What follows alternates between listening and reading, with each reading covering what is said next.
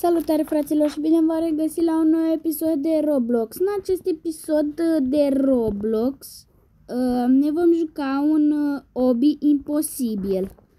Și voi încerca să-l termin, să le demonstrez și să vă demonstrez și vouă că acest hobby nu este imposibil. Sper să îl termin de făcut. Încerc să-l termin cât mai repede.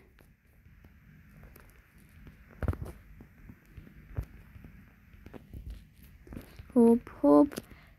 Deja avansez din ce în ce mai mult. Nu!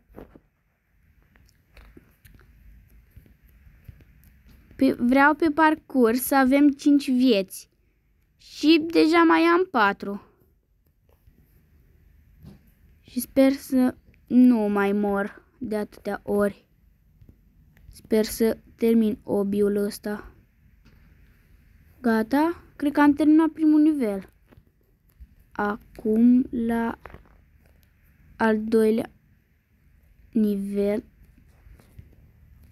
Upsi! Hop.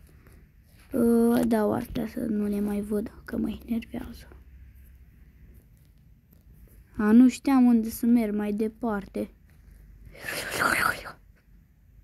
Ben, nu cred că mai facem strategia cu cele 5 vieți, că se pare că nu cred că o să reușesc cu acest challenge cu 5 vieți. Și hop, astea se duc, da, degeaba, că eu sunt prea bun. Hop, hop, bum. Și ce unde trebuie să merg? Oare ajung eu? Upsi. Mi-a dat un pic damage, da, degeaba. Nu te cred.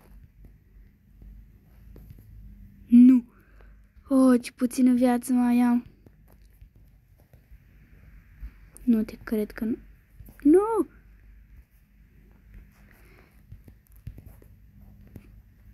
Cred că mai am un HP. Acum, dacă am murit, gata. Cel mai mare noroc am. Hop, poc.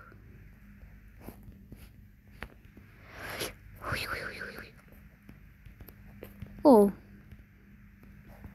Mama, astea mi se par grele, că poate dau așa și nu se mai duce și am căzut, m-am dus. Dar bine că îmi crește viața la loc. Am căzut direct.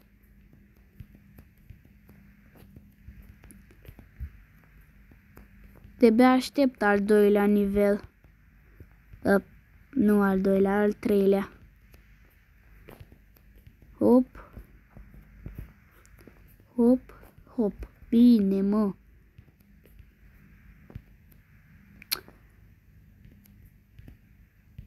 Of, așa.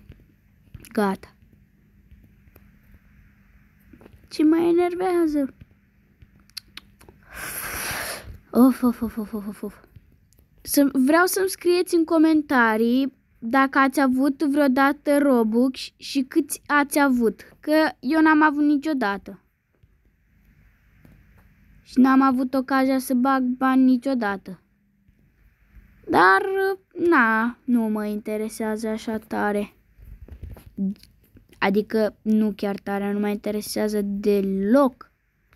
Dar, No! Of, nu te cred. Nu înțeleg de ce sunt așa slab. Hop. Dar oare când ajung la... Era să spun iar nivelul 2. La nivelul 3.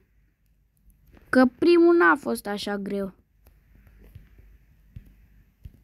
Primul nivel niciodată nu e greu. De la 5 în sus e greu. Hop și hop, hop, hop, hop, hop, hop.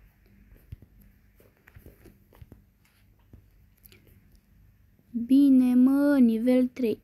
Ăsta e medium. Am căzut la primul nivel aici. Nu pot. Nu pot, nu înțeleg de ce îmi cade atâta, bă. Bă!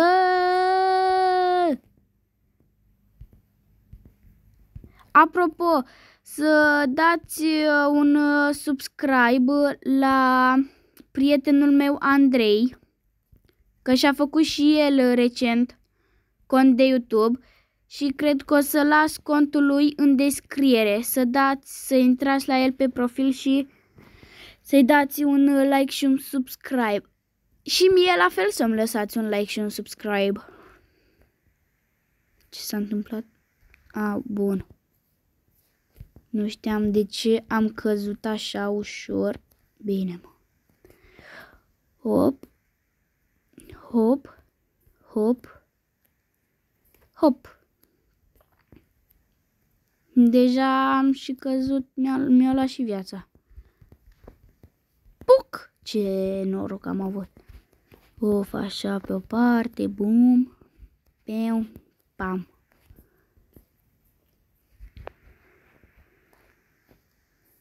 Și acum, unde?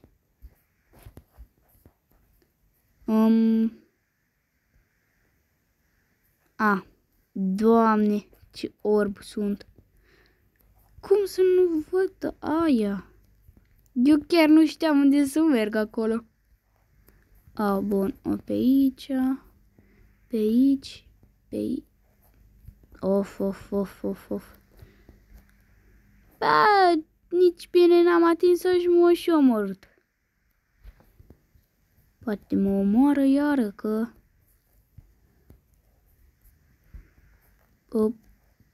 Bine. A fost ușor partea aia de acolo.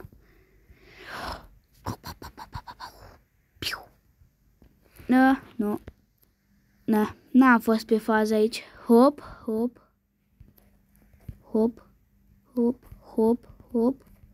Bun. Hop. Bun. Aici schemă. Bam. Și în continuare. Ia, dau un pic aici. Am shop, puncte. Echip, dar nu cred că pot, da, nu contește. Ăștia nu și-au dat seama că pot să urc pe acolo. Mamă, ce mă enervează peretele ăla de sus.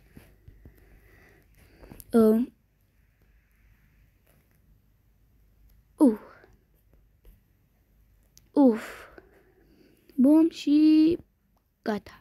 Acum hop. Am ajuns.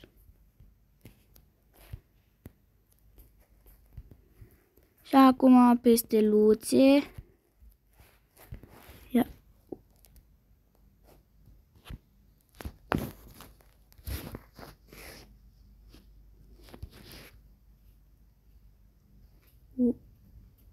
M-a dat de la început.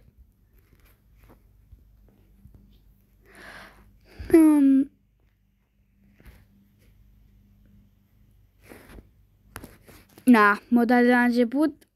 M-am enervat. Nu mai vreau. Pa. Of. Am renunțat la acel hobby imposibil. Lăsăm deoparte. Acum mă uit după altceva. Ăsta ne jucăm. Dacă să-l ducem în rai sau în iad. Bun. 50 de bani, de lei. Și ce e ăsta?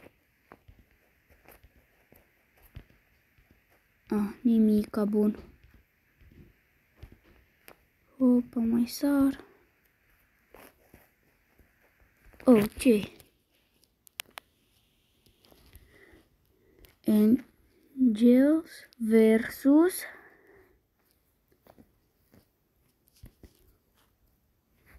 eu trebuie să iau încolo, mă. Ce cu mine? Hop. Hop. Of.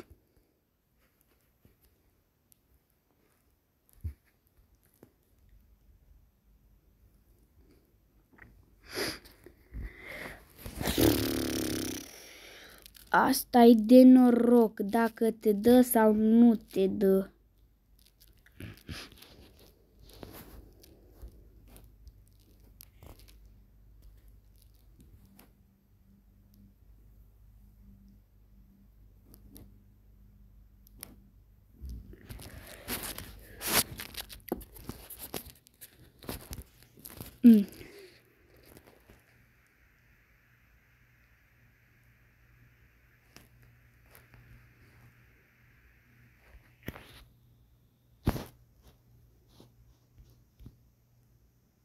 Bine! Bine, bine, bine! M-a dat la un bun.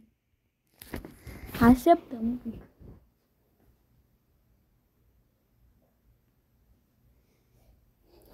Ce noroc am avut eu cu toți băieții ăștia.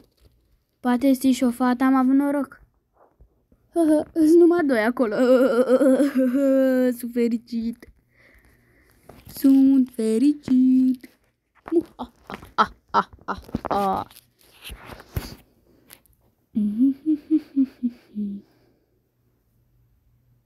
Get ready to fight. Adică cine se bate cu cine? Se bate, cu fata asta se bate. Și cine câștigă, vedem. Asta e că, eu mă bat. Bam, bam. Bine. Am murit. Dau sonorul un pic mai tare, că...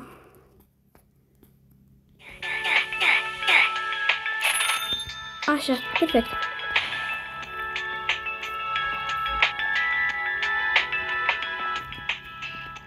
Doamne, vreau să fiu eu ăla bun. Să fiu God.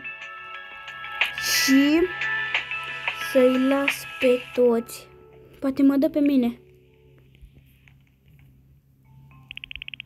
Eu sunt. Iii, bine.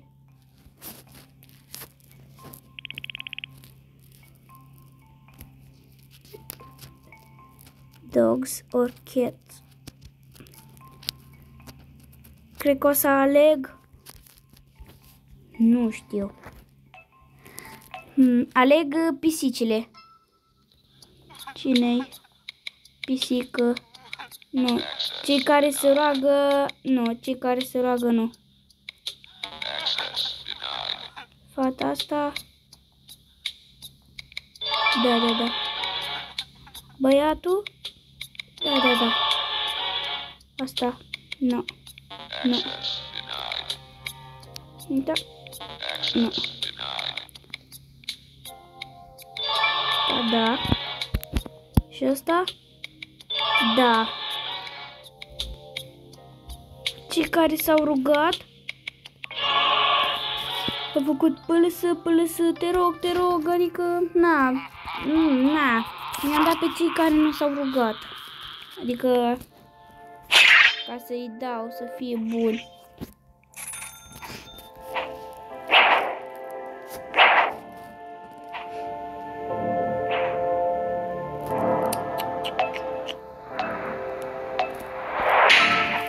Haide, bătăieți-vă!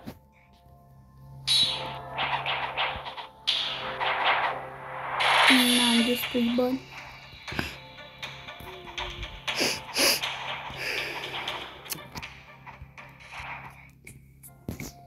Se pare că au câștigat demonii.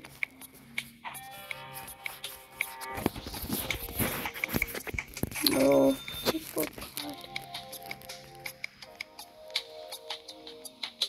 Poate-s tot eu. Ce bine ar fi să fiu eu iară.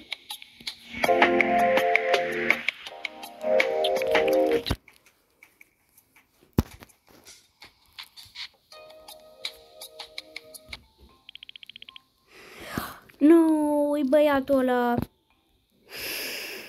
El râde acum, face ha ha ha ha ha. Nu.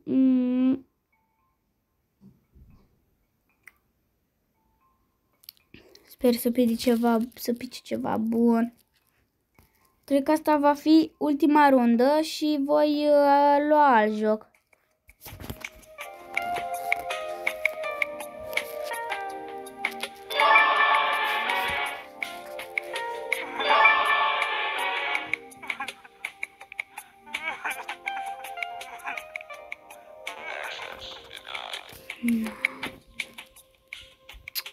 Of.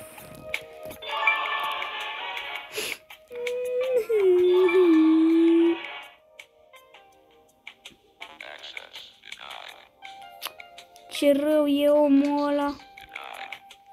Suntem 3 acolo. Da? Și tu vină aici așa. Vă bat pe toți.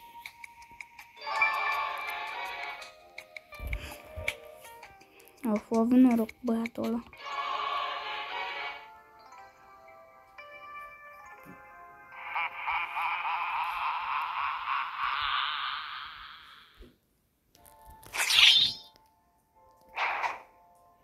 Îți doar 1, 2, 3, 4 și 1, 2, 3, 4, 4 contra 4. Să vedem cine va câștiga.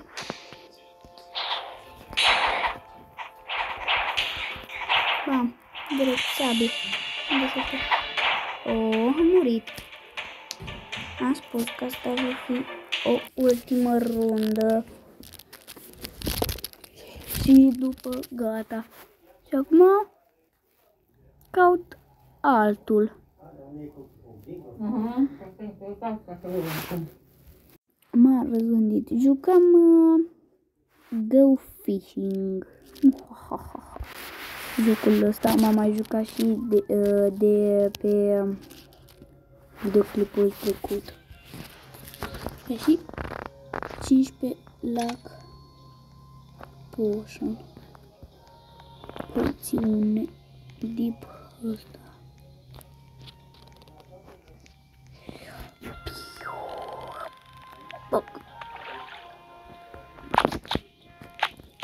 Poate-mi pică ceva bun și mie cine știe.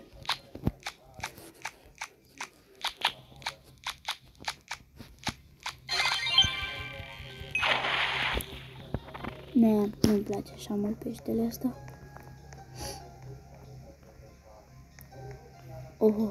Cât am până la celelalte insule.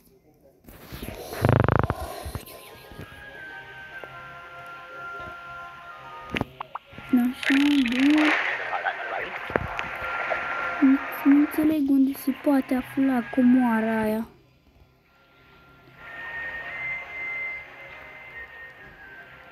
Dar comoara aia s-a găsit. Revin eu când ajung la insulă.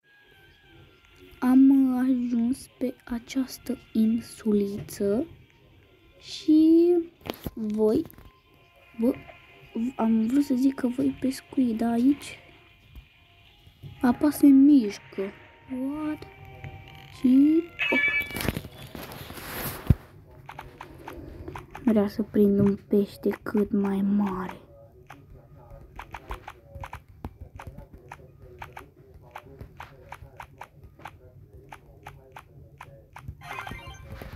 Hop și bun. Ca idee asta este da, ăsta este peștele care l-am prins în episodul trecut și sper să-mi pice cât mai multe chestii bune. Am asta mai jos. Am aici la poțiuni. Opa, da, avem 15 poțiuni. Și acum dau la pește. Dau autofish, bam, bam, bam. Și acum dacă am poțiunea asta activată, ar trebui să-mi pice chestii mai bune, dar degeaba că mie nu-mi pică nimic. Bam, bam, bam, bam.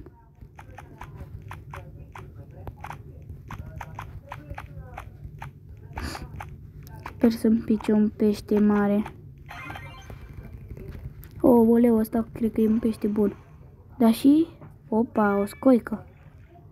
Un pește mai mare ca ăsta.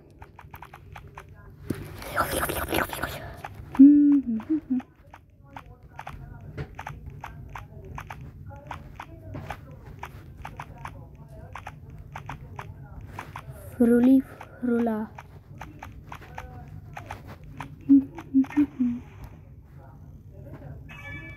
Ce s-a întâmplat? Cred că am apăsat pe undiță.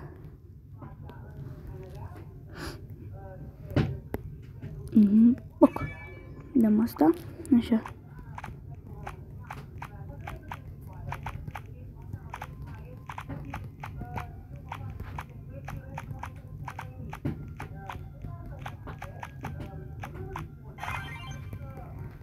Și ceva bun.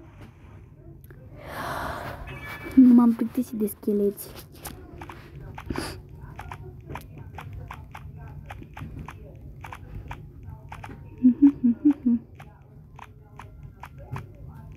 Vreau să-mi pice un pește gigantic. Hai. O râmă de 3,5 kg. O râmiță mare.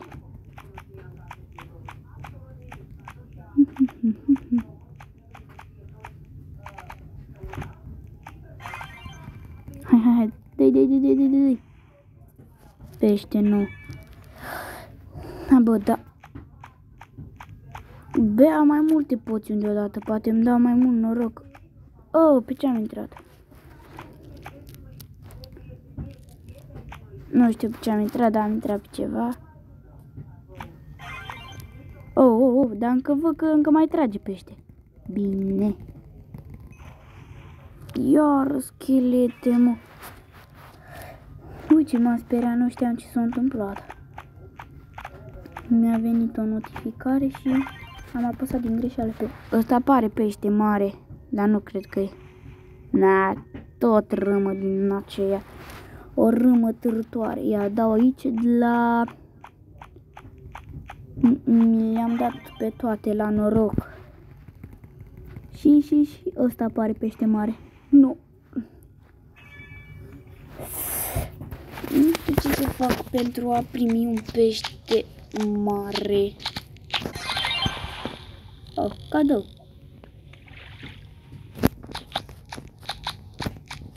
Bam. Degeaba că ăsta nu e pește mare. Am spus. Mă duc mai încolo să pescuiesc, poate dă ceva pești mai mari sau mai buni. Sper. Dar văd că nu este nimic.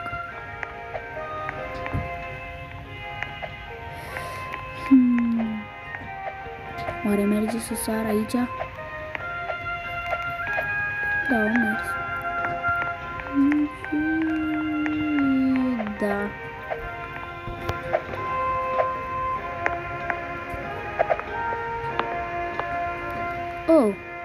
Cum am urcat eu în capul ăsta? Nu știu.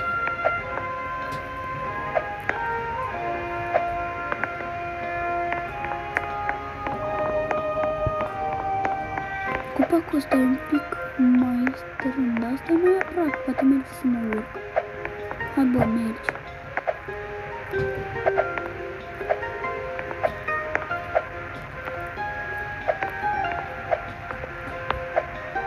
Așa. Nu merge. Nu merge. Oricum, nu știu ce se află acolo sus.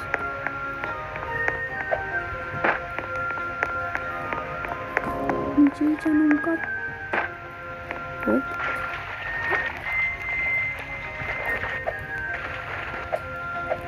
Și acum pescuiesc aici. Super.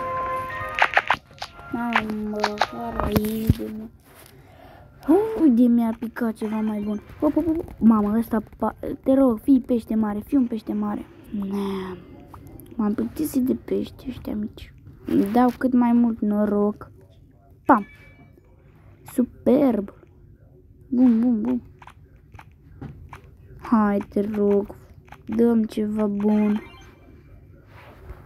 Acum n-apăs eu. Băi, nu te cred, tot rămă din aia.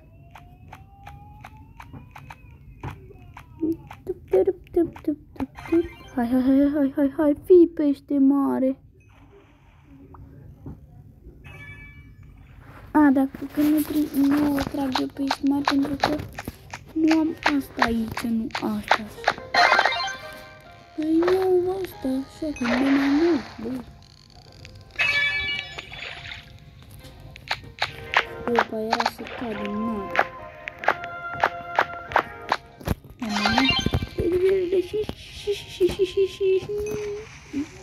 Asta am mai prins. Nea, degeaba. Vreau să prind un pește mai mare. Nea, nu-i așa mare. Nu înțeleg de ce nu-mi pică nimic bun. Ce-mi pică numai peștișori mici. Și poc. Bun.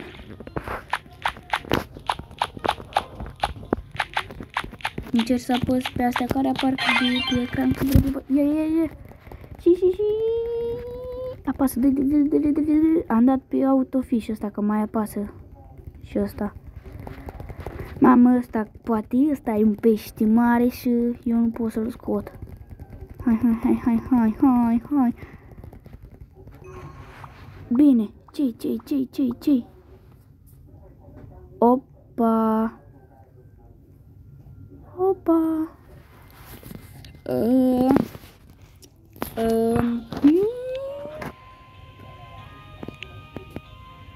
O, dar e mic, care e doar 49 de kilograme. Dau loc. Îi dai seama că îi dau echipă. Ce mare e. E mare, tată.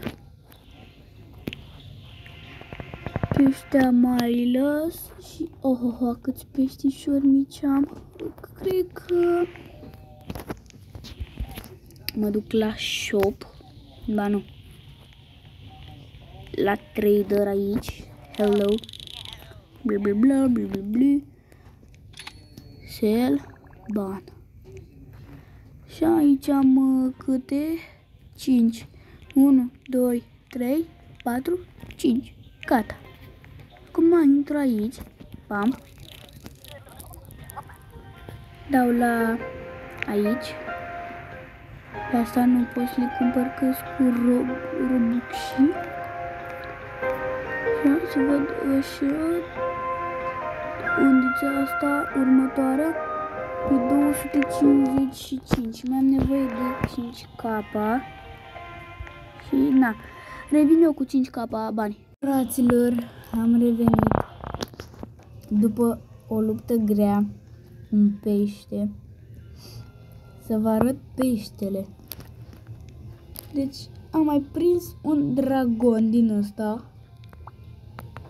Și nu te cred ce m-am luptat cu el.